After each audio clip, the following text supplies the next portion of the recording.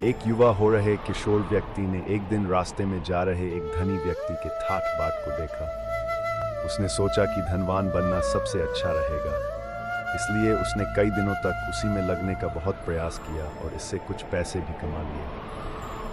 अपने कार्य के बीच में ही वह एक विद्वान से मिला।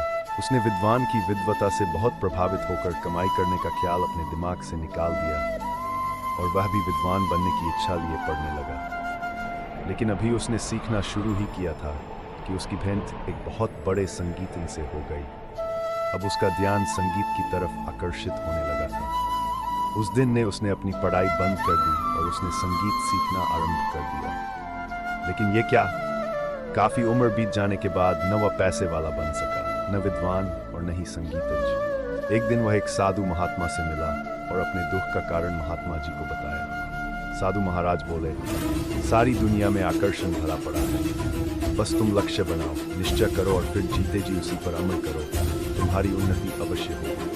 उन्होंने आगे कहना जारी रखा, बेटा, कई जगह गड्ढे खोदोगे तो न तो पानी मिलेगा और न ही कभी धुआं खोद पाओगे। इसलिए बेहतर है कि तुम जीवन में ज्यादा से ज्यादा सर्वश्रेष्ठ कार्य करने का प्रयास करो।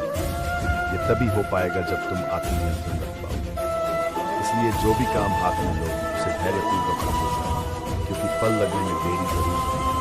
पर याद रखो, जब फल पाक जाएंगे तो उसे तुम्हें ही खाना है और उसका स्वाद तुम्हें। युवक साधु महाराज की बात समझ चुका था। उसने उनको प्रणाम किया और एक सबक सीखते हुए आगे अपनी मंजिल की ओर बढ़ने लगा। मित्रों, जिंदगी के बहुत से पहलुओं में हमारे साथ भी ठीक ऐसा ही होता है। हम कोई कार्य हाथ में लेते हैं और जैसे ही वह कार्य शुरू होता है हम अपनी दिशा दूसरी ओर मोड़ने लग जाते हैं। इसलिए यदि आपको सफल होना है तो भी दूसरों की नकल मत कीजिए। वो काम करने का प्रयास कीजिए जिसके लिए आप बने हैं, जो कार्य रुचि हो। और एक ही जगह पर कार्य रूपी खड्डा खोदने के बाद वहाँ सफलता रूपी पानी भी मिलेगी और आप कुआं भी खोद पाएंगे। धन्यवाद।